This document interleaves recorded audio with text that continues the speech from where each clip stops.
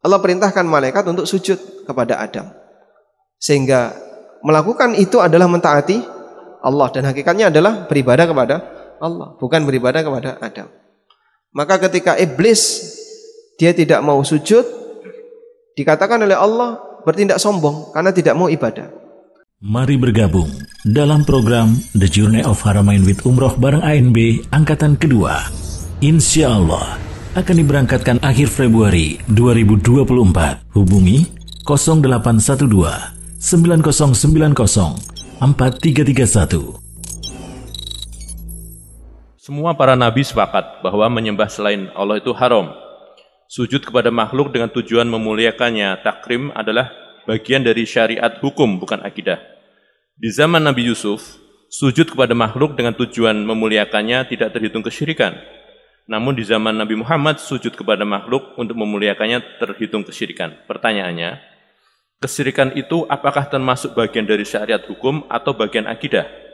Yang kedua, kalau itu termasuk akidah, maka apakah boleh akidah satu nabi berbeda dengan nabi yang lain, sehingga sesuatu yang tidak dihukumi sebagai bentuk kesyirikan di zaman Nabi A, kemudian berubah dan dihukumi sebagai bentuk kesyirikan di zaman Nabi B misalnya? Berangkat dari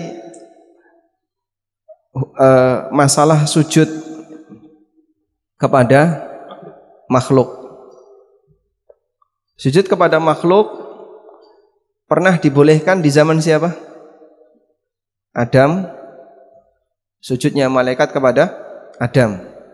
Dan di zaman Yusuf alaihi wassalatu wassalam, di mana saudara-saudaranya Yusuf sujud kepada Yusuf, wa kharru lahu sujadan, dan mereka pun tunduk bersujud di hadapan Yusuf.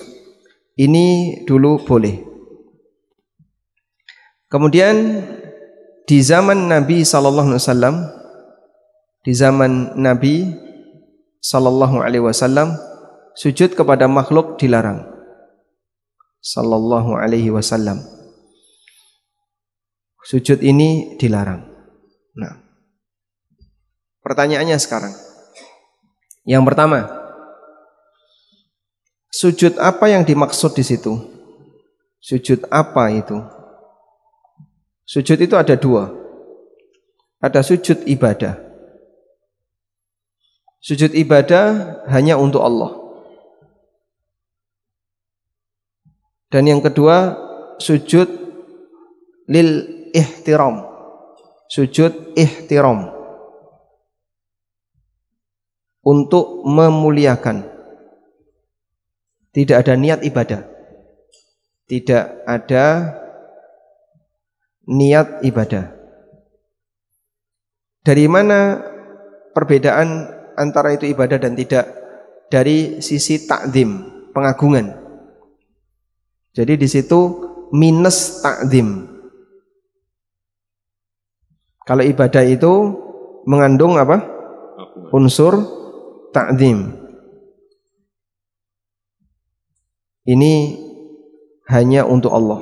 Selain Allah enggak boleh. Begini. Kalau yang tidak ada niat ibadah, itu tidak ada unsur ta'zim. Hanya untuk mengagungkan, untuk memuliakan. Baik, itu yang dimaksud dengan sujud ihtiram. Nah, sujud ihtiram,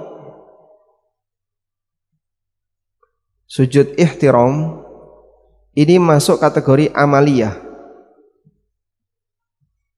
Yang amaliyah itu nilainya antara boleh dan dilarang. Sehingga ini berkaitan dengan masalah ahkam.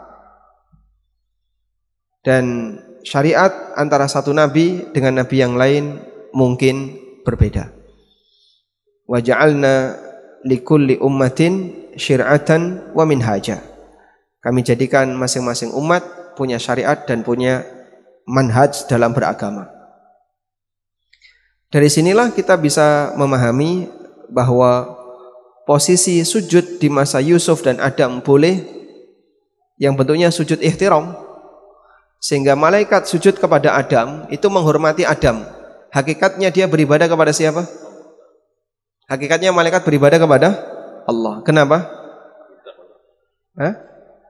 Karena yang memerintahkan Allah. Allah perintahkan malaikat untuk sujud kepada Adam.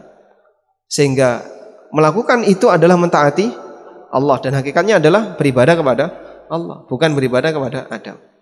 Maka ketika iblis dia tidak mau sujud, dikatakan oleh Allah bertindak sombong karena tidak mau ibadah. Dan orang yang sombong itu enggak mau beribadah kepada Allah. Innalladzina yastakbiruna an ibadati. Sesungguhnya orang-orang yang bersikap sombong enggak mau beribadah kepadaku. Sudah?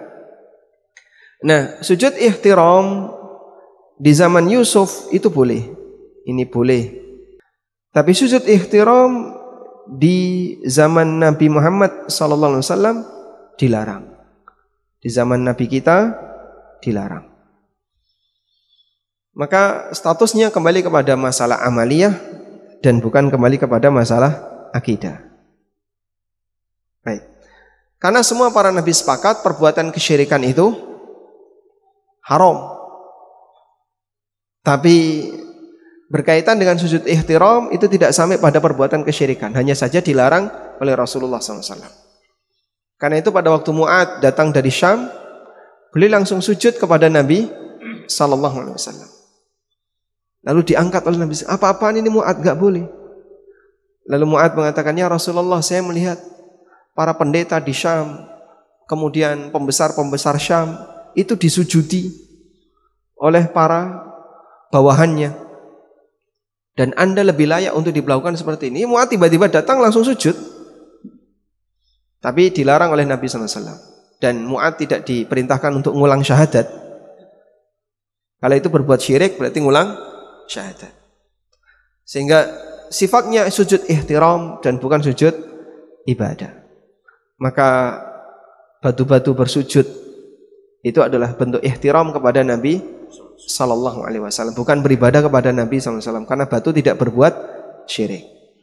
Wallahu a'lam.